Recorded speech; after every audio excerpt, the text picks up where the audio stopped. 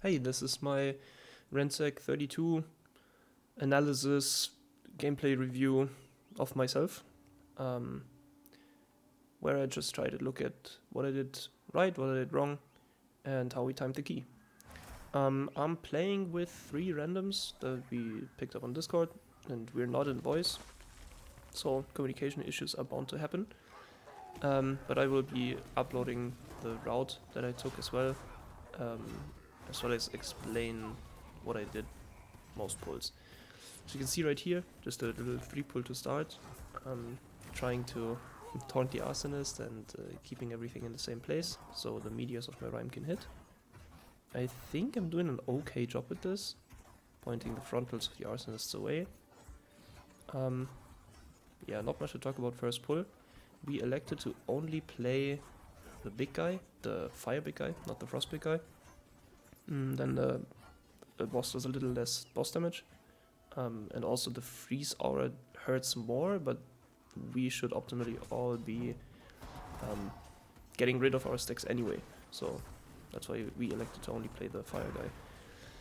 On this pick specifically, I get these 3 looters in, which are supposed to be 4 looters, or like 4 mobs at least, but one guy is just deciding to not run.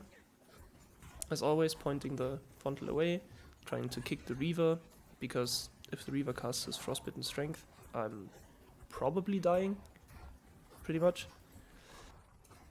Anyway, all of this dies roughly at the same time, and we can continue playing the Fire Guy.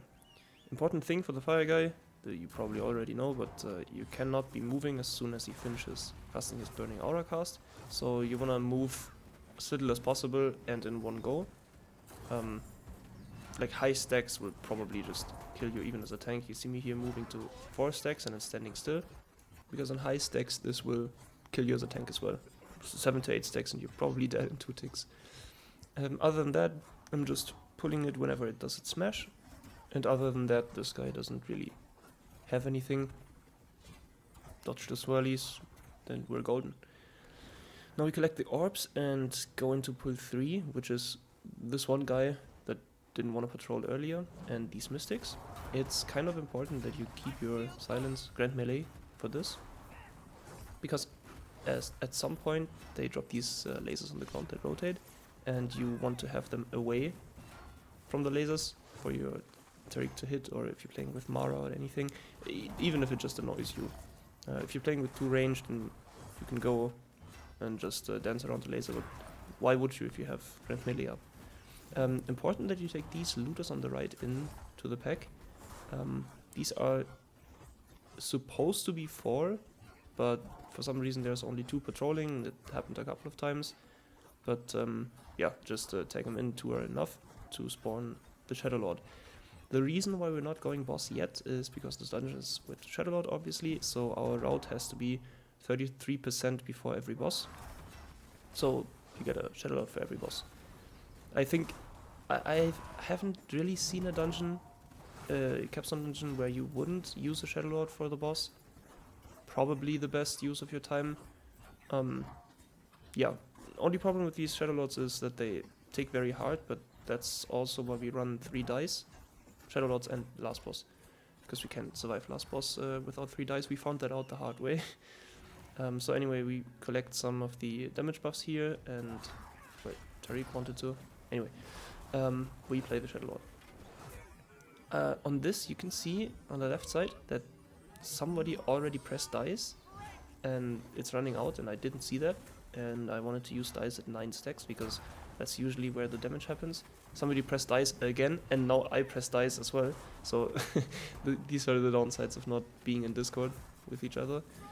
The problem is the dice buff just refreshes instead of stacking. So luckily we just ran out of dice here, so we take like 1 or 2 ticks without any damage reduction, which does hurt at 18-19 stacks. Luckily we didn't get a 20 tick. But anyway, yeah, we take this into boss. I was just looking around if there are any orbs left. And going into boss, this is probably one of the harder bosses for Helena, just because of the dot he leaves after his frostbite. So as you can see here, he does a slam and next thing is frostbite. So I have full toughness, I take the hit, it's kind of fine. But as soon as the toughness immunity ran out, as you could see there, I just dropped all my toughness in one dot tick. So for now, I think you can see it, because I mismanaged my cooldowns in this pull quite a bit. Frost Tomb, Frostbite is coming next, and I wasted a shield up for no reason, so I didn't have it for the tank buster, but luckily I got saved by RNGesus, because I got a proc on Shield Slam, which gave me the shield, which is also something I didn't do really good. As you can see right here, I wasted my hold the line again. I'm playing with the legendary cloak, so every time I press either hold the line Shield Slam or I get a proc off Sword and Board, then I get the 25% damage reduction for the hit. And even if the hit is greater than the 25% shield, I still get the damage reduction on the entire hit, obviously. So keeping my hold the line for the tank buster, or better yet for the dot after, is great, like I did right here. But in general, you just want to have something up for every dot. The tank buster in itself isn't that bad if you're at full toughness, but the dot will kill you. Also, if you can, if it lines up well, you really want to abuse the immunity to toughness drain when you press shields up. It's like 1.1 or 1.2 seconds, and you're losing more than 60% toughness, which shields up gives you, so it's just better to press at 100 toughness. Right before it hits you, you just press shields up, and then you're not losing your entire bar, which is great. You save some toughness, even though you press it at 100%. I don't really think I'm pretty good at that, especially if it leaves a dot, but practice makes perfect. Alright, next in line is these 3 packs, which is 2 Arsonist, 1 Reaver and 1 Slaver. You can pretty much ignore the Slaver, just stand close if you get the chains. You don't really need to interrupt him, it's more important to interrupt both the Ooga Booga Flame and the Frostbitten Strength. I usually keep silence for this pull. I think I press it right here at some point, or maybe for the next. But anyway, just mark whichever target you're kicking. Usually it's tank on Reaver for most DPS I've played with, because they're like, if you can tank it, you tank it, and if it kills you, you kick it. So yeah, just decide if you have the defensive resources to tank it, because it does make the pull faster. Everyone takes 25% increased damage. Now when you taunt these looters on the right side, like I just did, make sure you're standing upstairs a little bit, because otherwise they run through the caster pack and you do not want to play the caster pack onto anything else. In fact, it's completely fine if you play the next pack alone, which we also do, because it's just so dangerous. It's 3 casters and a lot of tank damage, together with, I think there's a pillager in this pull, would just probably kill you, if they don't die instantly. Oh yeah, another funny way to throw the key is, as you can see right here, I'm playing with Ruby Storm. Just make sure that this is not tagging the other pack, because it can pull, and yeah, and you run if it pulls this. Anyway, collecting the orbs and going into next pack. The reason why this pack does so much tank damage is because there is a priority cast on all 3 of the mobs, which in return means that you have to let the other casts cast to get an interrupt on all of them. So yeah, you're just permanently taking frost bolts and brine bolts and everything just straight to the face, just so you can kick Invigorate and the whatever the frost elementals do. So yeah, this pack onto anything else, maybe if you hold silence, but they kinda have to die inside of your silence window, so I don't know if it's the best use of silence. Now looking at this recording though, since I didn't use it for the pack before, and also the pack before that, and I didn't use it here, I just probably wasted an entire use, which is also not good. But I guess I was thinking about my planned use of Grand Melee, which is the double Reaver pack, and I just really wanted to have it up there. Coming next is this kinda chill pull right here. Just pull everything onto the Mystic so the Mystic doesn't have to move. The only time you'd have to move is, as you can see right here, if the laser goes through you, just dodge a little, but we got a lucky laser, so it's all fine. And I think this is where 2 things happen. One is the healer accidentally pulled this extra pack while trying to collect an orb, and the other thing is that my recording cut out for like, I don't know, 5 to 10 seconds maybe, which is why I get to show off my elite editing skills and make a really smooth cut. Luckily there's nothing much happening in this pack, and also it was just a short cutout, so not even the next pack pulled. Oh, look at this, beautiful. Now usually we wouldn't pull this pack, which is why we have to do two other things here. Like I just mentioned, no collecting of the orbs, because if we spawn the Shadow Lord here, then it's just a disaster. And I think these are 4 orbs, so 26 would be 30, which means we would spawn it for this pack, which would be an absolute waste. The other thing is, now that we pulled an extra pack here, we would overpercent with our plant route at the end, which is why I just pulled like 2 extra mobs later and split a plant pull that we had in 2. And I'd say all in all we maybe lost around 20 to 30-ish seconds, so it's definitely not the end of the world. This was also the pull I wanted to save Grand Melee for. When both Reavers cast their Frostbitten Strength, I just wanted to silence them and then just move on with my life, but I didn't, because I just pressed it for fun, I guess. So one of the Frostbitten Strengths came through and it cost me my dice, my health pot and my set proc. So not quite optimal, but all of this could have been prevented by just pressing it when I was supposed to. Now on this Shadow Lord I think we do send a dice early again, there it is, which is not needed at 4 stacks I think. The best would be around 8 or 9, but we do get a follow-up dice right here, and then we also get another follow-up dice I think right here, yep. Which is, I don't know, it's just, if you're not communicating, this will always happen.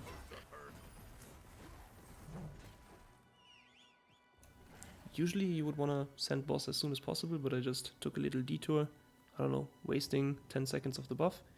It is what it is.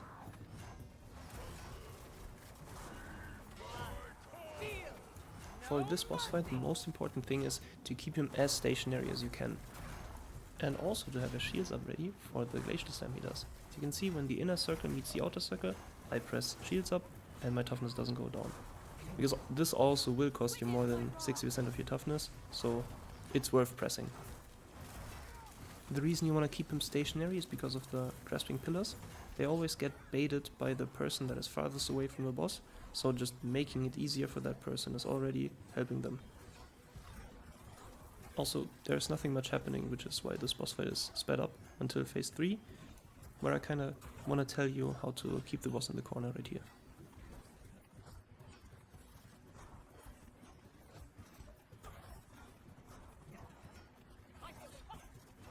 Alright, phase 3 is starting, which makes the waves come from the back and front as well as from the sides, which means there's always a little safe space in the corner, as you can see right here. I just wait and let the waves pass and then go back to the middle, because the next waves will take the corner for a second, and after they pass through, right here, you just go back into the corner. This makes the boss basically not move at all, and you just dance around him. The only thing you have to be careful is the whirlwinds. Right here, got hit, because the boss's hitbox will currently just override the whirlwinds, so you just have to guess where exactly they are.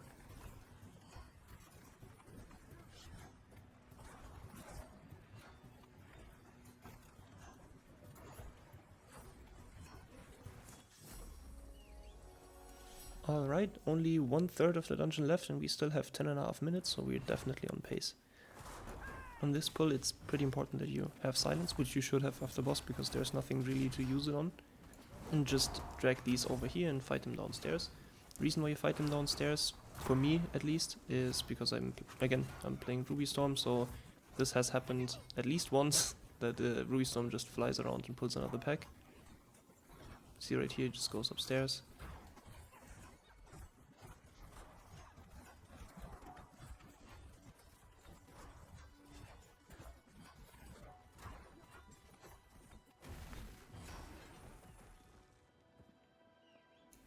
This next pull can be pretty dangerous because of the Mystic, because he's spawning the rotating laser again. And since you're fighting on a ledge here, the laser is aiming into the stairs or the ledge or whatever you want to call it, and he loses his visual. You can see right here it just goes inside of the ledge, but it will still hit you if you're above it. So there's no dodging it, which means either pay close attention or like pull the Mystic away from the laser. Right here our planned route would be taking the left pack upstairs to the other pack that's patrolling, but since we pulled extra a few minutes ago, I decided to pull these two instead. Now our Tarek got one shot here, I believe by Shadow Ball. I thought this would only target me, but apparently I'm wrong. It targets me for the rest of the pull, but yeah, it is what it is, he comes back. And we finish this pack with probably one of the worst timed silences I've seen. Like, what is this? 3 seconds too late. Yeah, I did not stop the Reaver cast. I'm dropping low, but my healer does an incredibly good job keeping me alive here. The only thing you kind of have to watch out for are these Whisperers, which teleport behind you and then stab you. And I kind of found out that they teleport over the fence, if you're close enough to the fence, which is not optimal at all, because again, you're losing DPS by them porting away, so don't do this. Alright, so the next pull would usually be the 2 Arsonists with the pack in the corner, but since we split up the previous pull, I just do this, plus the Arsonists, and then we're fine with this. It's also 3 casters, so yeah, 1 kick on each.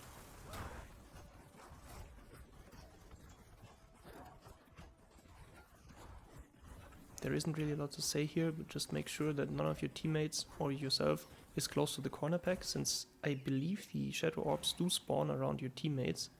So if you're close to the corner pack, then your orbs get uncollectible.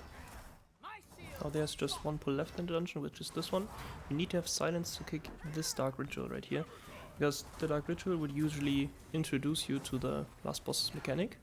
But if you kick it with your silence, then he's just not doing anything anymore besides a tank buster. So this entire pull becomes kind of trivial. Just walk away from the Nightmare Cutthroats and it's all good. To be clear, that is probably something where the route can be improved massively, because this guy does have a lot of HP and still only gives you, I think, like 5 count or something, which is less than 2 Arsonists. So playing this guy is not really time efficient. You should probably try to skip it. And here we are, probably making the worst mistake of the dungeon so far. This could have easily cost us the run. You see, a dice is currently running out. That was popped super early, together with Siri Safe Haven, which also ran out. And now I popped my dice, and now my teammate also popped his dice, as you can see right here. So we have 0 cooldowns going into last boss, which is bad news. As we were running up to the last boss, we were kind of discussing in chat how long we actually want to wait, and we decided on roughly 20 seconds before starting the boss, because the buff is already running out, and that's kind of our only thing that speeds up the timer, so we can't waste too much time. Rhyme said he would sank the first one, so he uses his dice right now, and I just try to tell my team that if it's on me, then just try to let me solo, and I keep my ult, my heroism, and my shield for when it's on me, and position myself away from the team, so it's like easier to see that it's on me. Right here, just shielded, and with shield you're not taking any damage. With ult, which is a thing later on, you're getting chunked anyway, so I don't know if that's a feasible strat on 40, so probably not.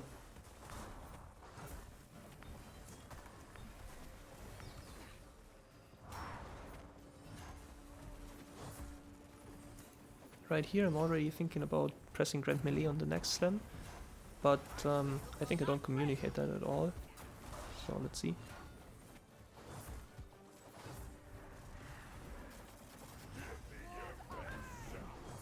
Yeah, I pressed it, but I heard Tarek and Rhyme both use their defensives, so I really shouldn't have pressed it at all.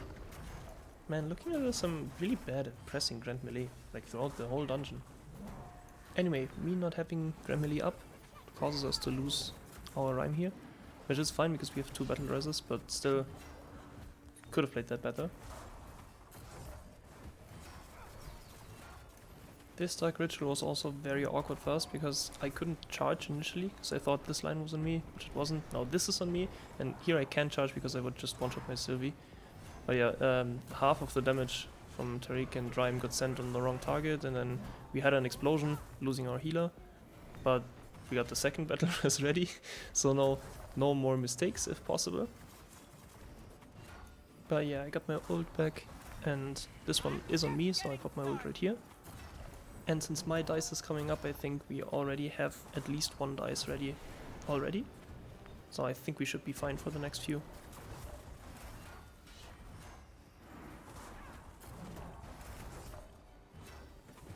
On this one you see Sylvie popping her safe haven again, so everyone's fine, definitely without a defensive even, but they even pressed the defensive.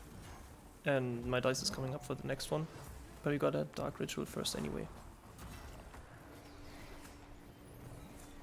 This was kind of awkward again, because I didn't want to move early to not kill my teammates. Moved early anyway and almost killed my healer again, so definitely on me. But we killed it in time and I pinged my dice, so I would dice the next. Say it in chat again. Press it right here. I think there's no double dice, so it's very nice. We survive it without defensives even. And for the next one we have the other dices as well as Grand Melee, so basically at this point we can just send anything and survive it. Because the boss should not get to another revelation after this one. So right on this one, we send Grand Melee, we send defenses, we send another dice, everything. We're completely fine and then we just tunnel boss.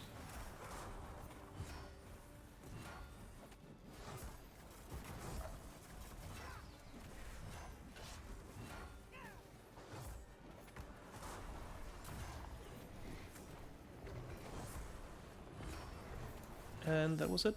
Hope you enjoyed my walkthrough. The exact route we planned, but also the one we accidentally did, plus the talents I used are all in the description. And I just got 10 pieces of loot. Alright, see ya.